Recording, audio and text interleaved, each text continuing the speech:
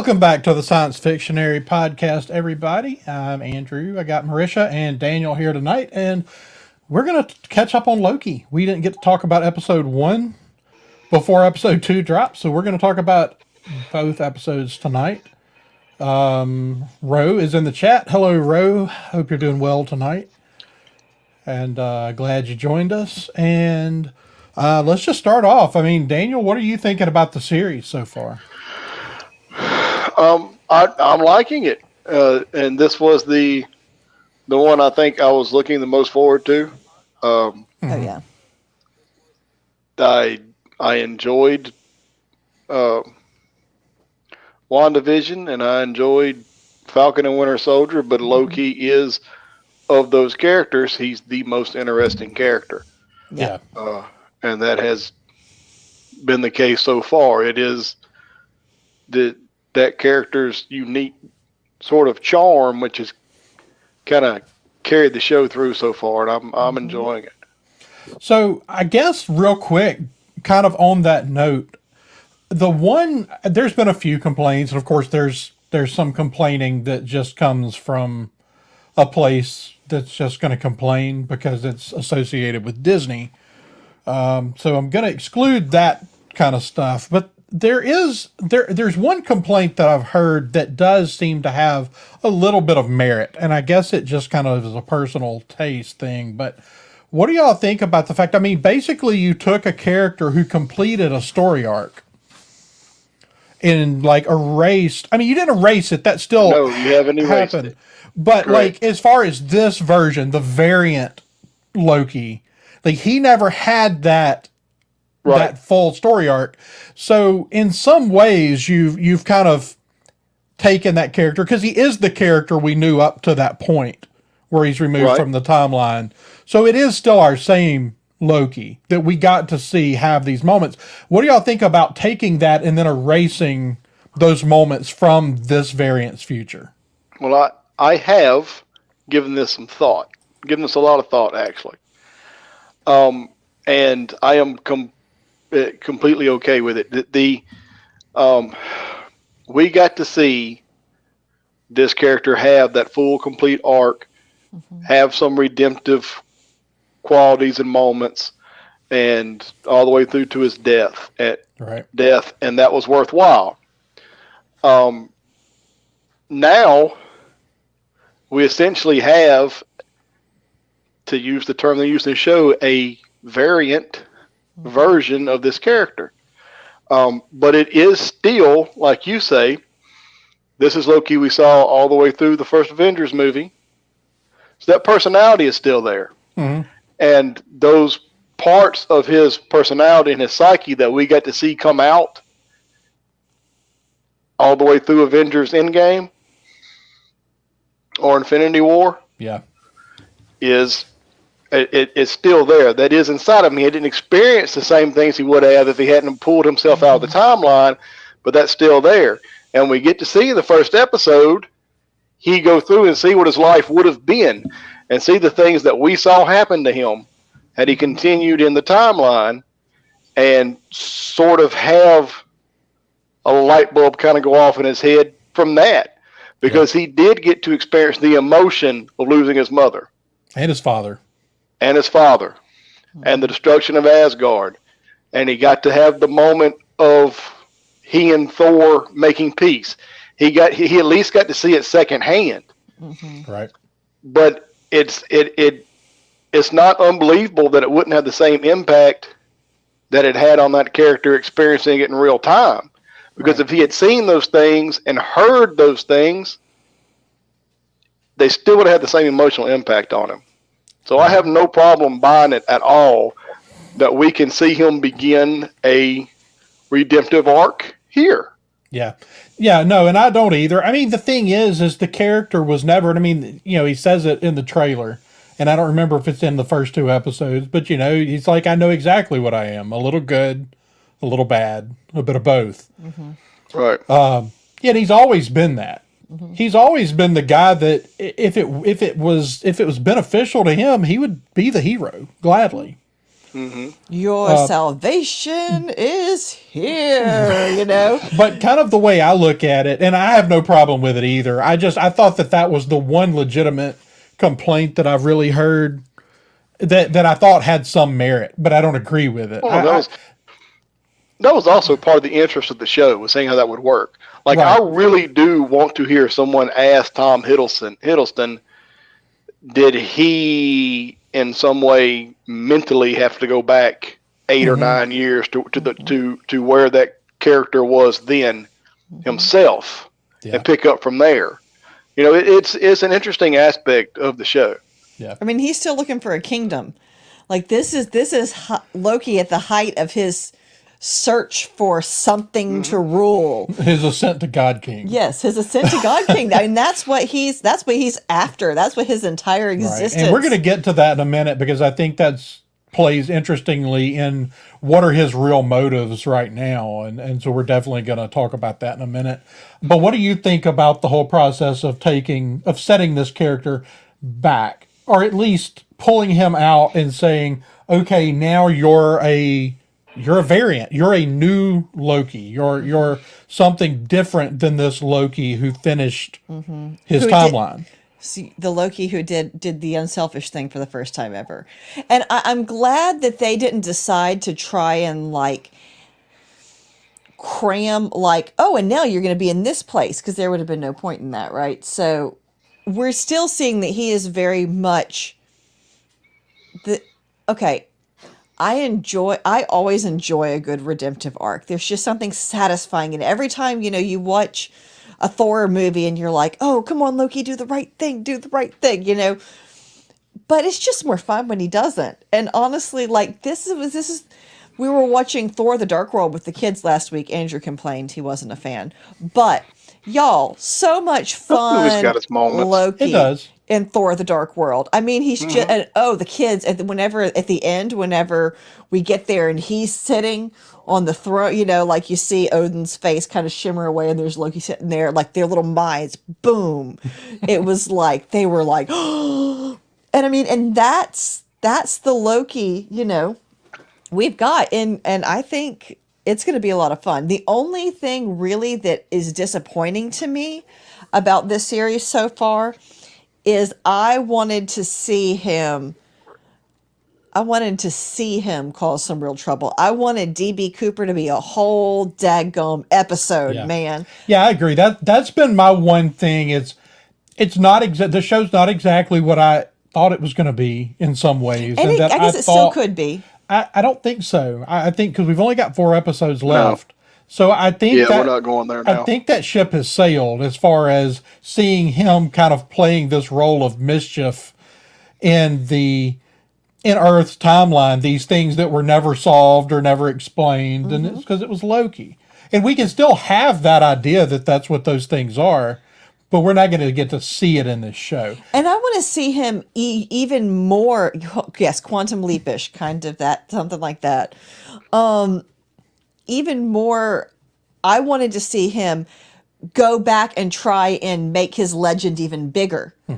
Like he's already a god, right? There's already stories told about him. And I wanted to see him go back and try and like one up himself, throughout human history, and just, be tricksy. Right.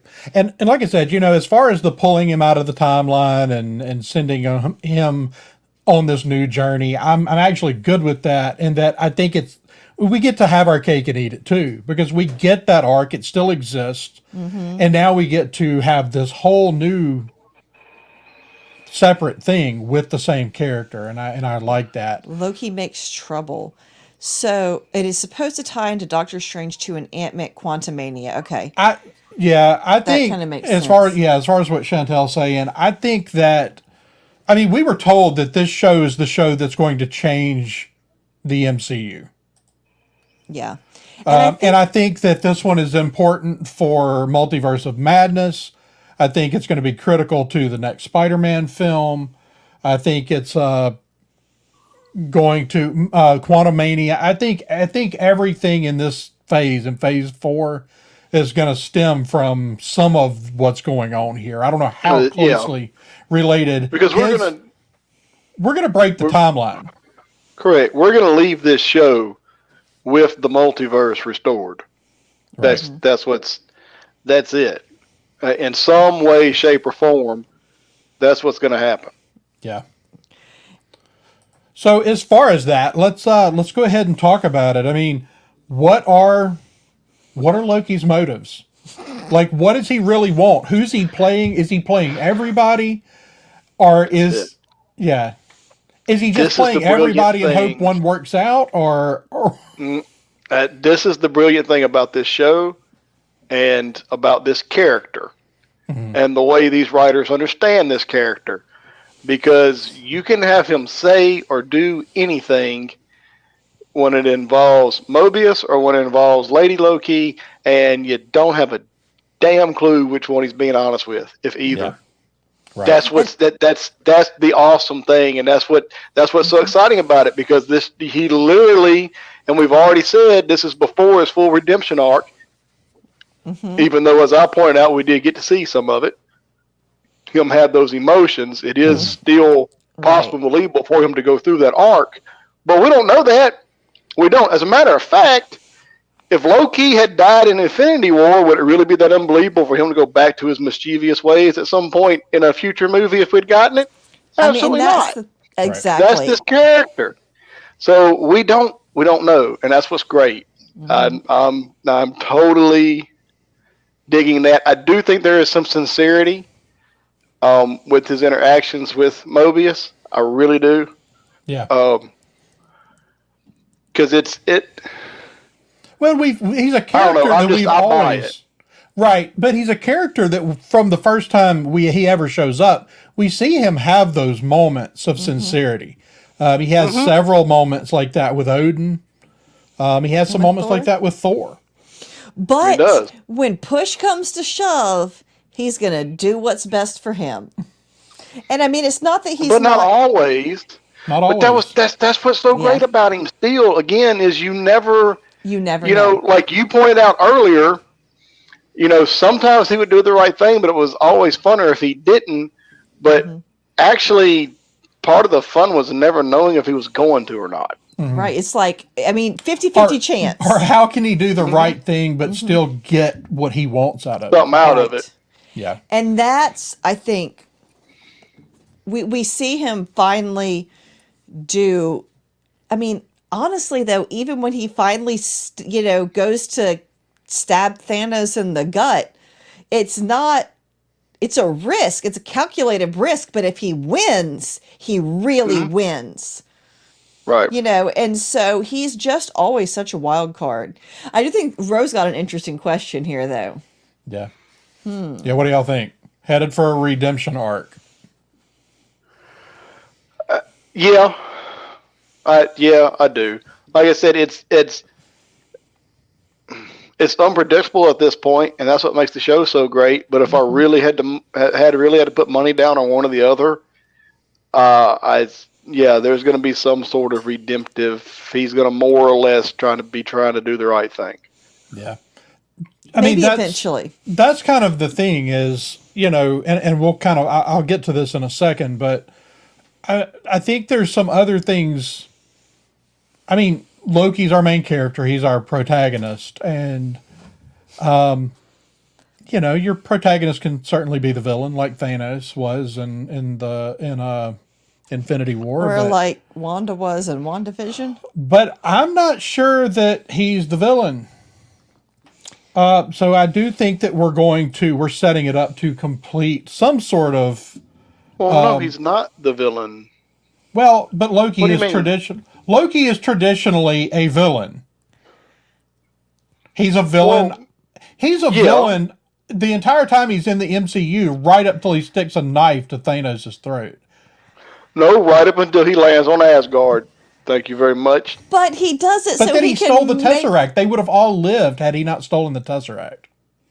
Well, somebody had to do it. No, I know. I get your point. But no, like you said, you're not But sure, I don't he's the think villain. Well, we're not trying to establish him as the villain at this point anyway. We're establishing the alternate version of him as a villain, which is something I think we should need to get into later. Is that actually might not even be an alternate version of Loki? Alternate theory. We'll circle back around and have it. Which is cool though. It's cool though that it is. If it is, that's pretty neat. And I remember when the first episode ended, and they did not show us that character's face. I said, Lady Loki. And actually, at the beginning of the episode, nobody's going to believe this because we didn't get to talk about the first episode. But during the episode when they're in the church, and one of the Minutemen says it's him, I just thought in the back of my mind, didn't actually think they were going to do it, but just in the back of my head, I'm like, it'd be pretty neat if they were hunting another variant of Loki. So I really do enjoy that part of it too, if that's even what it is. But the way this show is and the way the nature of when you're dealing with a character like Loki, the rest of the show can sort of emulate that character's personality, and everything's about illusion and deception and misdirection. It can very well not be a Loki variant. It might be somebody else Mephisto. trying to make them think he is. It's Mephisto. And they're still teasing us with that. Mm-hmm. The stained glass with window. The picture of the devil. Yeah. Yeah. Which I think was just the horns. But Yeah. I do think that it's a variant of Loki. There's actually the sheet, his bio sheet there that we see that shows when it's where it says sex, it says fluid. And a lot of people read a lot of things into that and what that meant. And I think all that meant is that through the timeline that his sex is not consistent. Like, no, it's not. It's not even. And, it's so far in the film continuity, it's been consistent, but it's not even consistent in the comics. The idea of Lady Loki came from somewhere. Oh, it came from the comics. He's female 30% of the time, depending on the story. Right. Yeah. So. Yeah, but I think it's just they're having just a lot of fun, and I do hope. Like, they had a lot of fun in WandaVision, teasing a lot of things that never turned into anything. And I think that if they do that same exact shtick again, it's not going to go over as well. That's not going to play well. I don't think it's so going to far, play well. as much as I liked WandaVision, the writing on this has been far, far better. Ooh. I think so. It's different. I don't It's know so if I'm going different. that far. It's just different. I would say that it's more consistently good. There were times in WandaVision where you kind of went, why? Why would they do it that way? And I haven't had that moment. We're only 2 episodes in, but at this point, I would say the writing has been better on this. But I mean, that's an opinion. Yeah, it's not, The big plot, the big twist to WandaVision, and I use twist plural, the big kind of moments and what if and make you go, oh crap moments in WandaVision, that did pay off. It did all come around and make sense, and it was a very intricate the way they told the story, and it worked. I think the writing on WandaVision was excellent. No, I think I have no problem with now the in writing. this show. I just think this was better. In this show, I think I'm going to kind of get to your point. From scene to scene, dialogue, character interaction, those moments, are better. Yeah. Now, there's some other things going on here, too. I love Elizabeth Olsen. She's turning into a fantastic actress. Oh, yeah. Tom Hiddleston and Owen Wilson are 2 of the best at what they do. Absolutely. And that helps. Yeah. And the thing is, I think WandaVision was supposed to feel a little jarring sometimes. Sometimes I think there was a lot of stuff where we were supposed to kind of be off balance a lot. And so I think the lack of fluidity was stylistic, but it doesn't necessarily translate into the tightest. And the truth But is, there were a lot of red herrings in WandaVision on purpose. That was actually part of the narrative. Right. So hopefully they don't go quite so many red herrings on this one. Yeah. Right.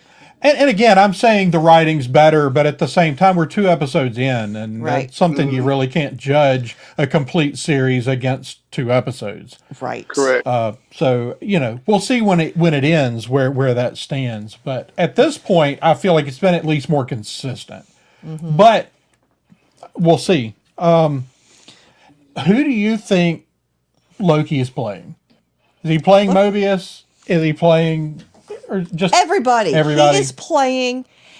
I think he's basically just throwing it all against the wall and seeing what sticks. He's playing everybody.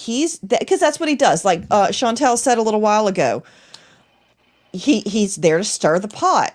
He's just, and that's what he does.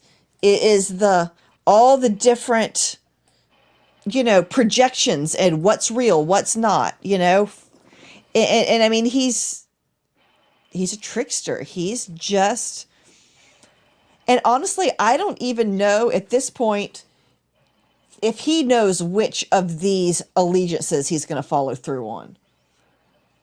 I think he's just telling a bunch of stories to a bunch of people, and he's going to pick the one that he thinks is going to work out best for him. Because, as somebody said earlier in the chat, I think that he doesn't want to end up the dead guy on the floor, having done none of the great things. He still wants to be great. He wants to change his destiny. Well, he does, and I mean, he sees several opportunities TVA for be greatness damned. here. He wants to change. I mean, he sees the TVA as potentially the greatest power in the universe. Of course, he wants to take charge of that. Right. And then whatever this other Loki's got going on, whether he's actually trying to stop her or trying to figure out exactly what her motives are, which is, I think, really what he's more after, is trying to find out what she's up to. And I think that's kind of the big question here. But, Ro, you keep getting distracted by the volume of our show, or the volume as in the way they film some of this. But yes, Owen Wilson does mostly play himself. But he's so great. But he's so great at it. And Who cares? the thing is Owen Wilson is... Not always. He has played some characters that were very different than him. Watch Behind Enemy Lines. Oh, one of my favorites. Yeah, Glad you mentioned that one. Somebody was asking what kind of role I would like to see Owen Wilson play in Star Wars, and I immediately went, I want to see him play a fighter pilot. I want to see him play the character he played in Behind Enemy Lines. Was in that Star the Wars. one about the Soviet soldiers during World War II? No. No, That's he was a Okay, yeah. right. Yeah, no, he was actually a navigator on a plane. He and his pilot got shot down in Bosnia in the early '90s when the Bosnian conflict was going on, Right. and he had to get out of the Balkans, which is not fun whenever there's not a war going on. So Right. So, yeah, that's a great movie. So he does have more range than he exhibits a lot of time. But the truth is, a lot of times you go get Owen Wilson because you want him to play Owen Wilson. He plays a very good He's Owen one of Wilson. those guys that a lot of times he plays the same guy. But he's so darn charming when he does. he's got a little more range than Rose giving him credit for, I think. Well, I mean, he can certainly, because he can go both ways. He can do more serious, but he can also ham it up a lot more than his typical role. And he can be the straight man in a comedy or drama. I mean, he's, Mm-hmm. Yeah. So what about Rose mentioned here, talking about the... You would spend all the dialogue watching the backgrounds. You know what? The backgrounds of some of that stuff was fantastic, but I loved the backgrounds because I knew it. Yeah. That is the inside of the Marriott Hotel in downtown Atlanta. Our children were super excited. Like, oh, look, it's that place from Dragon Con. It's belovedly known by Dragon Con fans as the spaceship because of the unique look to it. And I love that they used that place in the movie. It's It's very It's cool. a really, really cool. If you're ever in downtown Atlanta, it's worth walking through the Marriott just to look at that atrium. Absolutely. Hey, how's it going, Yeah, DJ? yeah. Thanks everybody that just joined. And Hope y'all Amanda. are having a good night. You have a sister named Amanda. It's a I good name. think so. All right, so we've got to talk about the motives of. We've talked about the Loki's motives, but let's talk about the TVA. They're clearly much less than benevolent. I guess. Yeah. Look, let me Eona's tell you like, something. I don't think that they're good. Daddy, do you think those people are good? Well, it's not a matter of good and bad. Here's my thoughts on it. No, I know that. I know. Look, I don't think the timekeepers are still alive, or still around, or whatever you want to call it. Yes. I'm telling you, this chick is trying to run things herself and has her own agenda. There are no timekeepers. I think we can. There's too much mentioned about the only person in the TVA who's ever has any contact with them is the one person. We've all watched enough sci-fi television shows to know, or enough espionage or spy movies to know, when there's only one person who's ever had contact with a higher power, they are that higher power. Right. There ain't no timekeepers pulling the strings on this. It's her. Yeah, that's an interesting theory for sure. So, little less important to the plot. What is the TVA? Are we thinking this as are we going to say it's a pocket dimension, or how is it outside the timeline? I don't know how you would define it. I don't think I can define it. They exist outside of time and space. They exist outside of continuity.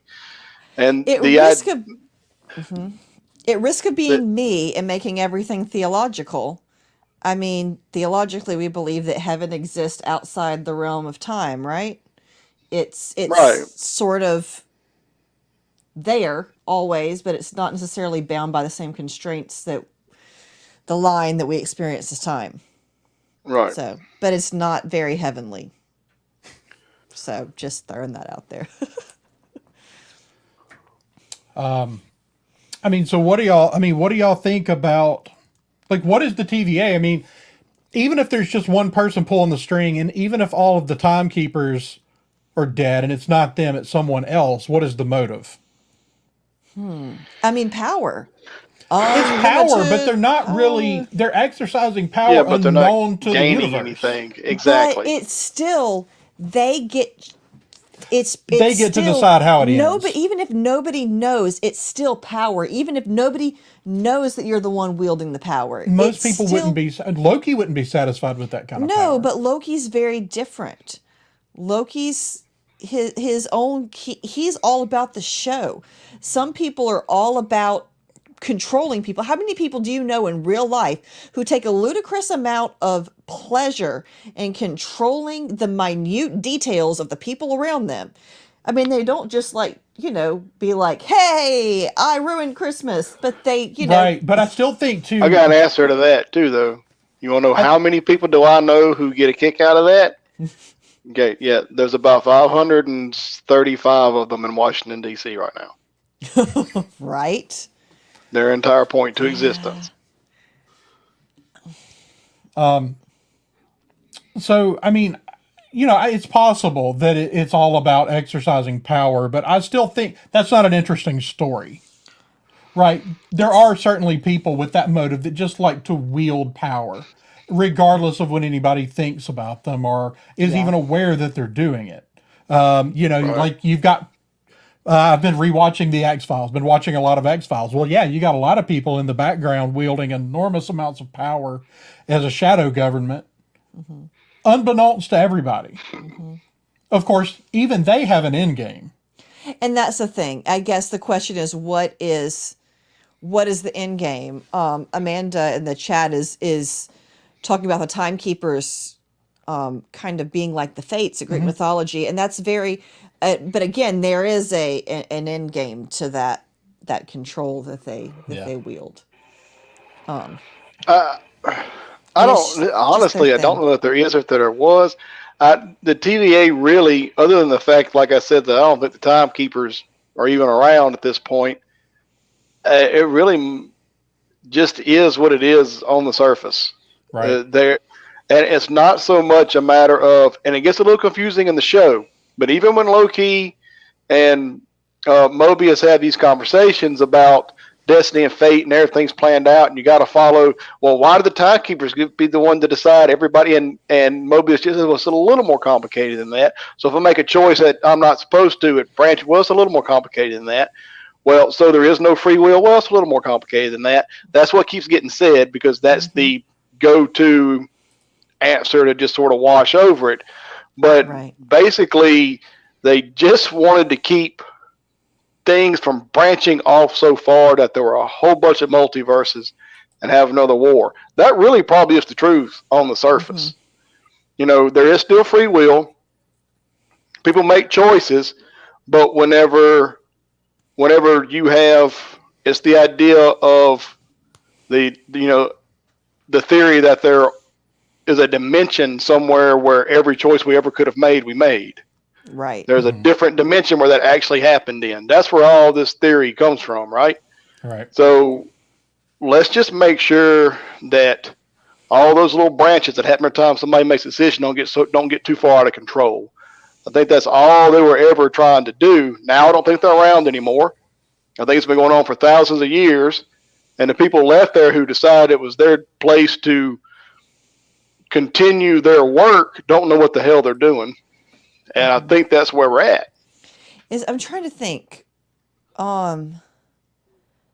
There's like something in the back of my mind, and it's this same sort of thing where the creators sort of set this ball in motion. Now they're gone, and so everybody and nobody. And actually, I didn't know what they were doing. I said, I'm sorry, Marisha, and I said didn't know what they were doing. But so far, it seems like they've been doing a pretty good job. But maybe we're getting to a point where we're going off the ramp. We're getting a little bit off the rails. It's kind of where the TVA is starting to go, and that's what this is really about. Yeah. Right, but I would say that even the idea of the timekeepers, even if everything we've been presented with, in our exposition dump from Miss Minutes, which was fantastic, that by was the great. way. Tara Strong. That accent. So even if everything is true about what the timekeepers' original mission was, it's not a benevolent thing. It's we get to determine the outcome of everything. Right. But I don't know that it started that way.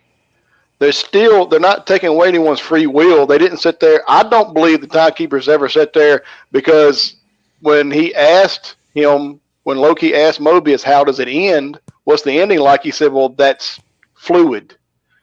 So no, they didn't sit there and go, this one's going to make this decision, this one's going to make this one, this one's going to make this one. That's the only timeline we're accepting, and this is how the world ends right here. Let's plan out the rest of time.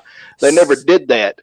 I think their only intention ever was to stop these wild branches. Let's always keep whatever the most stable thing in the moment is in the flow of time. Yeah. That's really where I think was the original intent. Okay. I mean, the thing is, if again, not to make everything theological, but if you go kind of with a divine clockmaker analogy, right, like the deists like to, even if theoretically the clockmaker is gone, the clock still works. As long as someone keeps winding it, it keeps ticking. So, I mean, even, and that could just be what we're looking at is the clock just continues to tick as long as and they keep winding that clock and it keeps ticking around. So. That's a very good analogy. I like it. Yeah. Lots of people much smarter than me came up with it. So, as far as the TVA and who's running it, have we seen that person? And I mean, we could speculate wildly about Charlie mentioned King the Conqueror a minute ago. You could speculate about Mephisto, which I think at this point is just completely Kevin Feige toying with us. So that 10 years from now, when Mephisto shows up, well, I'll go, see, I said it was Mephisto all along. And Yeah. Is there somebody in the background, or is it literally just kind of operating the way it's always operated? With the bureaucracy. Because it's their entire reason for existence. The bureaucracy. They're like the Vogons from Hitchhiker's Guide. Yes, I have the same thought. Remind me of the You guys have spent way too much time together over the decades. I'm just saying. But I mean, seriously, it's just as, the bureaucracy is running with nobody at the head anymore. Mm-hmm. There is somebody at the head, though. And what's her name? The judge. Ravina? The one he's in the... Yeah! Ravina? Whatever her name is. Yeah. Charlie gave it to us. I'm looking for it. Ravenna. Renslayer. What is a Ravenna Renslayer is what I was trying to remember. I couldn't remember the Renslayer part. Yeah. If there's any one in charge, it's her, because she's the only person in that building who still claims to meet with the timekeepers. Right. And have contact with them. True. Yeah. So you think she's it? She's running it. The timekeepers are gone, and she's running things now. Yep. Yeah. I mean that works. So the one person we really haven't talked about their motives at this point is this other variant, Loki. Mm-hmm. I mean, did they play We Need a Hero when they introduced her just to mess with our heads? I think that it had more to do with the line about the gods and the Hercules, where the streetwise Hercules, and where are all the I don't know the lyrics to the song. I listened to it as it was playing, but you know what I'm talking about. I think it had more to do with the greatness, and necessarily so your Greek heroes aren't necessarily like good guys all the time. They're the hero, they're heroic, but they're not necessarily nice chaps. Well, there where the term tragic hero comes from. So, yeah. Yeah. I mean, Jason, he did some pretty terrible stuff, and Hercules wasn't always just the nicest guy ever. Yeah. So maybe he's, a hero in a classic sense, where he, does. But a lot of them are also soldiers, and, sometimes soldiers have to do bad things. No, that's true. But I'm just saying, it could just be sort of that kind of, or, I mean, maybe variant Loki is actually like the actual benevolent person in this scenario. Yeah. So, I mean, that's the thing. Like, who is this character? Does she have a motive, a selfish motive, or is it purely about restoring some sort of natural order to the galaxy? It's both. It's both in a sense. Because this is my... God, y'all, she's been on screen for 10 minutes, and we're fixing to give theories about her. Well, I mean... Here's my feeling on it, what seems to be happening on the surface. So she sent all those reset bombs into all these different points in history, and we got all these branches, right? So she's literally trying to create all these alternate timelines that the TVA has been trying to keep under control for all these years, right? In a sense, she's trying to destroy the idea of a sacred timeline. Mm-hmm. And I think that maybe what had happened was, I think there's some personal beef with the TVA. Because I think we probably had some things happen where the TVA was doing their job and they hurt her. Uh-huh. Or maybe I have she no deals realizes... about that, but that thing's very likely, right? Yeah. Yeah. Well, and I think... Maybe maybe she's trying to restore one particular timeline that the TVA reset. Pruned, yeah. Yeah. And they did mention that they have pruned more Lokis than pretty much anybody else. And so she may have somehow gotten wind of this and just takes it as a personal affront that there's some sort of vendetta that the TVA has against all the variants of her. I mean, I would be a little offended. They're like, oh yeah, every timeline you live, you're just a loser in all of them, and we kill you all. Well, no, I mean, because I what I take from that really was that Loki's cause more variations than any other being. You know what I mean? Because they prune all these little extra timelines, right? Mm-hmm. So if they prune more Lokis than anybody. That means that more Lokis are out there causing trouble than anybody else, and that tracks. They didn't want anybody to know, and they froze up Daniel's. They did. Man, the TVA, you got to watch out for them. Though, here's the thing, though, about her that makes me think that she's not necessarily like a good guy, heroic kind of person. Ah, there you are. You're better. You're back. No, I'm sorry. I don't know what I was saying was, and I do want to hear what you were saying, but what I was saying was they prune all these little extra timelines. So if they've pruned more than one Loki, then I'd just take that to mean that Lokis always are causing trouble. Definitely. Lokis are anti-traps. I mean, that's like just within the timeline we've seen, that's sort of just what he does. Just shows up and causes trouble. Rose leaving. Bye, Ro. Have fun with your working. So as far as what Charlie's saying, I mean, that makes sense. I mean, like, all the warriors have gone out to fight the enemy. I like that too.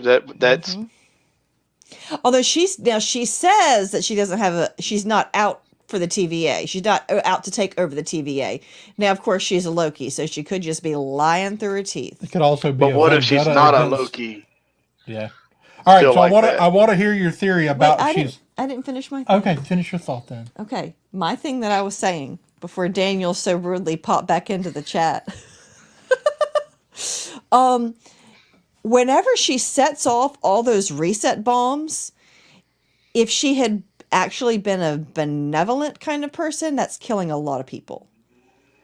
I mean, because they established that's what those reset bombs do, is they show up and they wipe out everything around them, right? So essentially, isn't that what she's doing? She's just dropping these things. I don't know if we even know exactly what the chaos caused, because she literally dropped these resets into different points. Yeah, into different points of the sacred timeline, right? Yeah. Right. So I guess that will be the answer to the question of, because if she's a benevolent entity, then she didn't kill all those people. But if she's not, then, Right. Actually, like now that we're saying that, though, now I'm sitting here going, we know that after a timeline is established enough, you can't prune it. So that's why it doesn't end those timelines. Because my first thought was, well, if she's dropping those into stable timelines, why doesn't it just cut them off? But they're already redlined. So I don't know what the actual effect of what she did there is, other than that it created a lot of branches. And that's why we'll have to tune in next Wednesday morning at 3 a.m. What about Amanda's question here? Do you think she's more powerful than TVA Loki? She's got more information. At the moment, that's power. Having more facts, more information about what's going on. I don't know if she's inherently more powerful, but she's definitely got more power than him. Does that make sense? At the moment, just because she's got better information.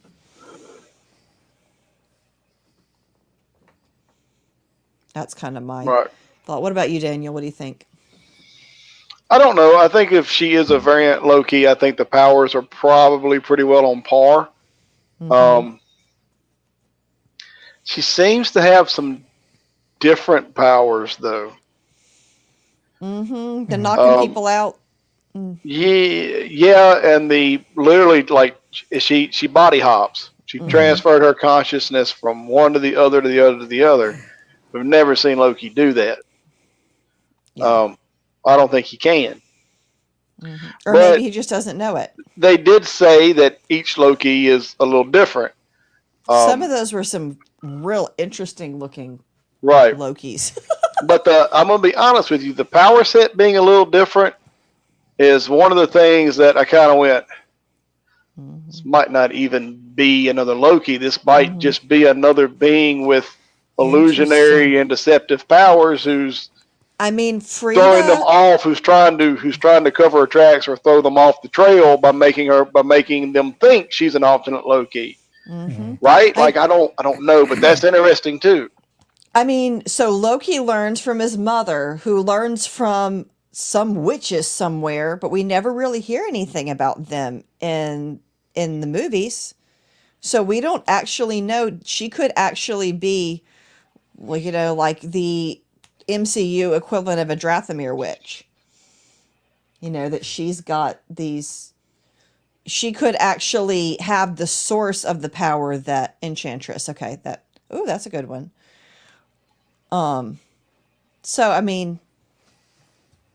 there's just so many. Yeah, I do think it's possible that I think her powers are similar. Yeah.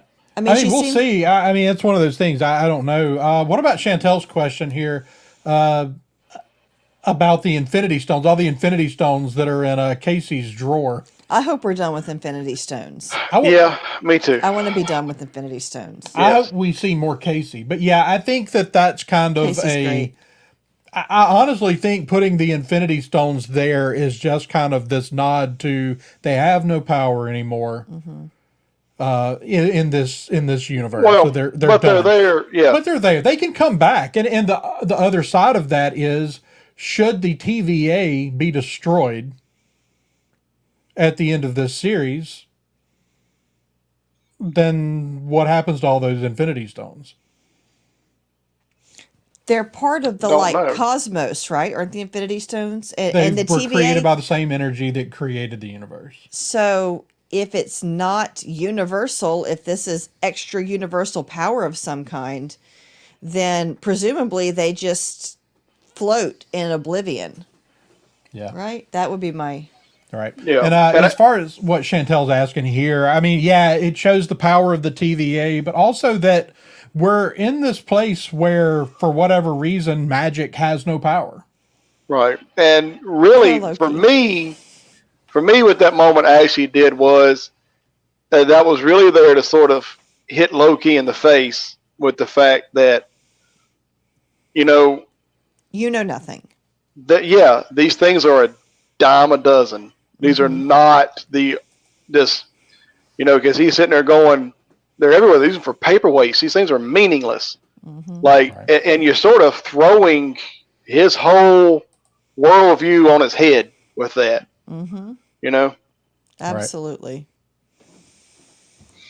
It really hurts his feelings. He's been spending lots of energy focusing on Infinity Stones, and here they are, and they're paperweights. Worthless. It's worthless. And that's always but if he could sneak But if he could sneak a handful of them into a stable timeline, would they work? Like, seriously? Yeah, I think so. Well, they should. He had his abilities. They told him he'd have his abilities back. He dried when himself they left the TVA. So, and imagine what the stinking Avengers. This is just off the top of my head. Look at all the crap the Avengers had to go through in Endgame, and here's the TVA with a bunch of paperweights. Like, lend us a couple, buddy. Right, which is another indication that I don't think they're benevolent. They don't really care. Right. Like, they could have. That's the whole thing. Like, who's really even that's running? what we call a plot hole. It's true. But anyway. Well, it's also the real plot hole there is that these stones that were created at the foundations of the universe can be yanked out of the timeline at this moment, basically creating a duplicate every time that happens. I Right. think DJ called it. He said the only stones that'll be active are the ones in whichever timeline remains. Right. So that's the thing. Are the ones that are yanked out of the timeline Inert now? they're just inert. They're just rocks now. Yeah. Right, and they're not really yanked out of the timeline, but every time a branch is created, everything in the original timeline is duplicated to be part of that branch. Right. So I don't know. There's a lot of wild stuff. I mean, I'm loving this. There's a lot of stuff to talk about. And Y'all have heard me. Y'all have heard me before talk about how much I dislike time travel in my sci-fi, right? Mhm. Because these are there's too many questions, man. It's complicated. And that's, and I do love me some time travel stories that are time travel Concise, stories. yes, and if they I are love me some concise Back to and the Future. self-contained, Back to the Future, Terminator, let's get a good, concise, self-contained story. Hot Tub Time Machine. But anytime you throw anytime you throw time travel into an existing sci-fi world, it gets You so screw it complicated. up, yeah. Like some of the most throwaway Stargate episodes are time travel episodes. They've got entire Star Trek movies that are time travel episodes, and it's just like, please don't. Yeah. But Star Trek 4 is one of the better ones, though, so that one's kind of hard to. So I like Star Trek 4. Which kind of one's- as we wrap up here, the thing whales. is Going back is better than going forward. there is a lot of stuff going on here. And my only concern, and of course, this has been my concern with these shows all along. And I think so far it's mostly not happened the way that I was concerned it would, but it still remains a threat when you've got Kevin Feige saying, well, you don't have to see these shows to understand the movies. Mm-hmm. And I think, and when you say that, you automatically make me go, well, then do they matter? Like, I'm scared you're not going to entertain you. Well, but that my concern with the overall story, because they're still good, but my concern with the overall story is that you're always going to be scared to do something really big in the shows, because then the people that only watch the movies wouldn't get it. Point in case, Agents of S.H.I.E.L.D. Which is why they just threw it out the window. Yeah. But the thing is, though, you can always give basically a recap of the information that was presented in a long-form story from a different perspective. Right. Like, I mean, we made an entire movie about stolen Death Star plans 40 years later, right? Like this much of the dialogue, right. I think it's kind of similar. Basically, these will serve as prequels for something we're going to get this much exposition for in a movie. Right. And that ended up being my favorite Star Wars movie to be produced in the last 37 years. So good. For sure. Such a great movie. Yeah, I did love. Cool. So as we wrap up, do you have anything else, or did you have a favorite moment from the first two episodes? Or I'm just so excited about this show. Like Bad Batch, who even cares? We have Loki now. I mean, Bad Batch is fine. I don't Bad like Batch hate has it or been anything. fun, but It's fine. Yeah, that's good. This is a tier above. Absolutely. Yeah. Do I have what was the question again? Do I have a favorite moment? Or Favorite moment, or just anything else you wanted to add before we wrap up? We briefly mentioned thinking this show was going to be one thing, or suspecting it would be. And I think that would be fun to see. The idea of Loki jumping around time, creating all our urban legends. Like, it sort of felt like the TVA was going to recruit him and use him to, hey, look, this is screwed up in the timeline. We need you to go fix it. Be like a troubleshooter, like an agent. Right. That would be fun. But like you already pointed out, we got 6 episodes. That's more of a long-form show, which I still think would have been fun to see. Yeah, but they're not. for sure. We knew they didn't have time to do it. Maybe we'll get shorts. Hey, yes, shorts. Like 10-minute web series. Like Yeah, we're not Loki doing does that. obnoxious things. Yeah. Hey, a girl can dream. Shut up. No, look, Tell I'm my agreeing with friend. Marisha here. I'm absolutely agreeing with Marisha. The idea that Loki spent, however old he is, however long him and Thor hung out on Asgard before they came back to Earth, the idea that Loki sat up there drinking and making bets and doing stupid dares with his brother because he was bored is just fantastic. I love it. Yeah. Ooh. So DJ's indicating that there's a third Loki variant. Are you saying that we've already seen a third Loki variant? Was the kid Loki? Well, there is I was about to say there is a kid Loki, but I didn't notice him showing up in the show yet. Unless he was the kid in the church. Ooh. Elaborate, DJ. We're waiting. Giving it. Come on, Charlie. Let's do it. With the kablooey. That could be fun. You do know next time you go to Disney World, or whenever if either one of us ever get to go to California and go to the Avengers park, there's going to be some kablooey gum. You know that, right? Oh, yeah. They're going to sell it. Absolutely. You're holding us. You're holding us hostage here. He's slow typing. He's slow typing. Or he's just laughing at us. He logged off and he's just laughing at us. Ha ha ha ha. Maybe that's his theory. Owen Wilson. he He said Owen Wilson plays a Loki variant. That's his theory. Ooh. Is that your theory?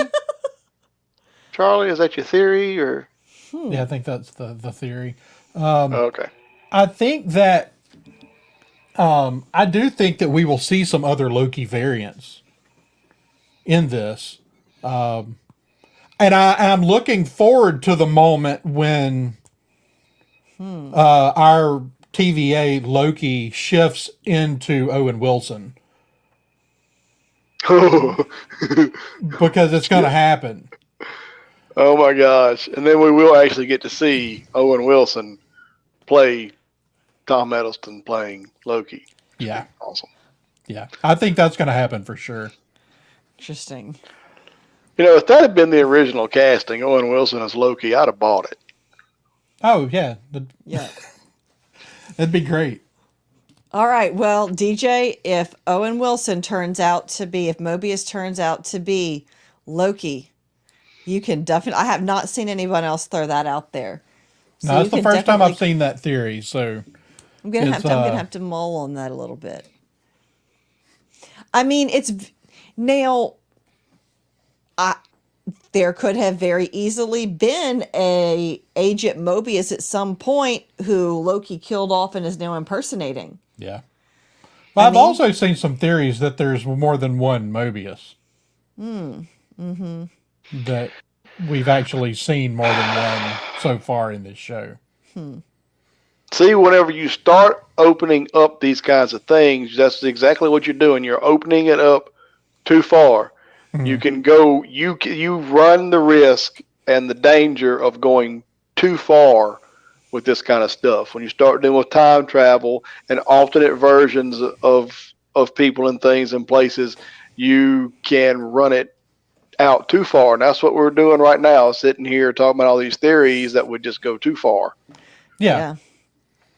I agree. I think that it's going to be.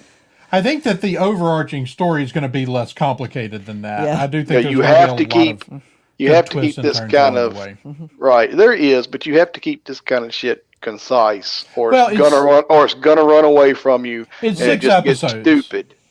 Yeah, it's 6 episodes. You can't go too nuts with it. Yeah. Right. Yeah, exactly. I don't need 47 versions of Loki out there trying to trick each other. No, it's a great theory, DJ, and it's certainly not out of the question that happening. So it's preserved here. Your theory is preserved here on our YouTube channel if it happens to come true. Anybody got anything else before we wrap up? I love Loki so much. He's so fun. He really is one of the most fun characters in the MCU. Yeah, he is.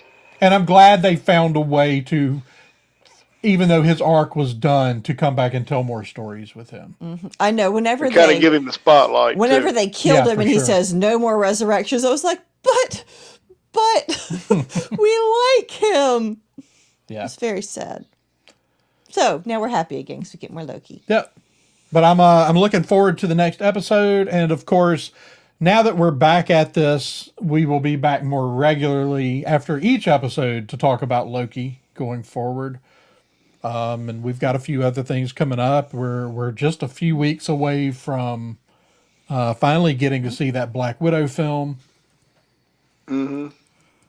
And I mean, we're getting into the last half of this year has quite a few Marvel movies coming and shows, so it's going to be a lot to talk about, and I can't wait. But thank you for joining us. Be sure to check out our website at thesciencefictionary.com. Find our you can find us on Twitter at sci_fictionary. Daniel, where can people find you? I am Dan C. Peeps on Twitter. Marisha? I don't like social media. No, really, you can find me on Instagram. I'm princesses_and_Padawans. Nothing super new up there, but I've got lots of cute pictures of my kids in costumes. And I am, what am I on Twitter? P Padawans. I'm P Padawans on Twitter. All right. And yeah. So be sure to check out our podcast and the rest of the Red 5 podcast family at red5network.com. And until next time, I don't have a sign out for this. So until next time, live long and prosper. This podcast is part of the Red 5 Network. For more Red 5 Network podcasts, visit red5network.com.